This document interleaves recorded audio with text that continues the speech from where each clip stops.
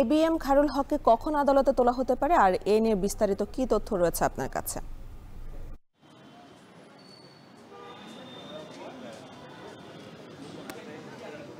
বিচারপতি এবিএম খায়রুল হককে আজকে সকাল ৮টার দিকে ধানমন্ডি থেকে গ্রেপ্তার করা হয়েছে এবং গ্রেপ্তারের পর তাকে ডিবি কার্যালয়ে নিয়ে আসা হয়েছে। এখানে তার বিরুদ্ধে বেশ কয়েকটি মামলা রয়েছে। বৈষম্য বিরোধী ছাত্র আন্দোলনের কয়েকটি মামলা তার বিরুদ্ধে রয়েছে। নারায়ণগঞ্জে হত্যা মামলা রয়েছে, পাশাপাশি তার বিরুদ্ধে মোহাম্মদপুরের একটি হত্যা মামলা তার নামে রয়েছে।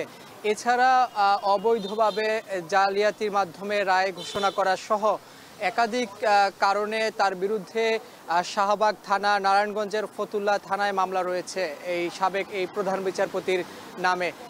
তিনি যখন এই প্রধান বিচারপতি ছিলেন তিনি কয়েকটি রায় দিয়েছিলেন, যার কারণে তিনি সমালোচিত হয়েছেন এবং আলোচিত হয়েছেন। তত্ত্বাবধায়ক সরকারকে বাতিল করে তিনি রায় দিয়েছিলেন এবং সাবেক প্রধানমন্ত্রী বেগম খালেদা জিয়াকে ক্যান্টনমেন্টের বাসা থেকে বের করে দেওয়া সহ এই বিষয়ে তিনি রায় দিয়েছেন। বঙ্গবন্ধু হত্যা মামলার তিনি রায় দিয়েছেন। এই সকল কারণে তিনি একসময় আলোচিত ছিলেন।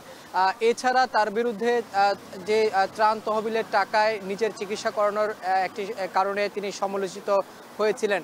তিনি দীর্ঘদিন আইন কমিশনের দায়িত্ব পালন করেছেন এবং সবশেষ যখন ৫ই আগস্ট আওয়ামী লীগের পতন হয় তিনি ১৩ই আগস্ট আইন কমিশনের চেয়ারম্যানের পদ থেকে তিনি পদত্যাগ করেছেন। এরপর থেকে তিনি পলাতক ছিলেন, তাকে আর দেখা যায়নি আইন অঙ্গনে। এবং এছাড়া বিএনপিপন্থী যারা আইনজীবী রয়েছেন, বিএনপির যে আইনজীবী ফোরাম রয়েছে, তারা এর আগে একবার সংবাদ সম্মেলন করে তার গ্রেপ্তারের দাবি জানিয়েছিলেন। তারা তখন বিএনপিপন্থী আইনজীবীরাও বলেছিলেন, বিভিন্ন সময় রাজনীতিবিদরাও বলেছিলেন যে এই যে তত্ত্বাবধায়ক সরকারকে বাতিল করা সহ তিনি বেশ কয়েকটি রায় দিয়েছিলেন, সেই রায়ের মাধ্যমে আওয়ামী লীগকে আরও ফেসিস্ট হিসেবে তিনি সুযোগ করে দিয়েছিলেন বলছেন অনেক রাজনীতিবিদরা বলছিলেন এর আগে। এবং আজকে যেহেতু তাকে গ্রেপ্তার করা হয়েছে, দুপুরের পরপর তাকে আদালতে নিয়ে যাওয়া হবে।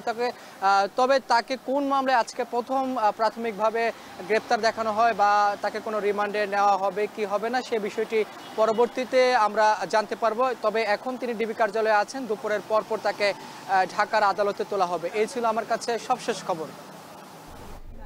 সাবেক বিচারপতি এবিএম খায়রুল হককে গ্রেফতার করা হয়েছে, সে খবরই জানাচ্ছিলেন সহকর্মী রাব্বি হোসেন।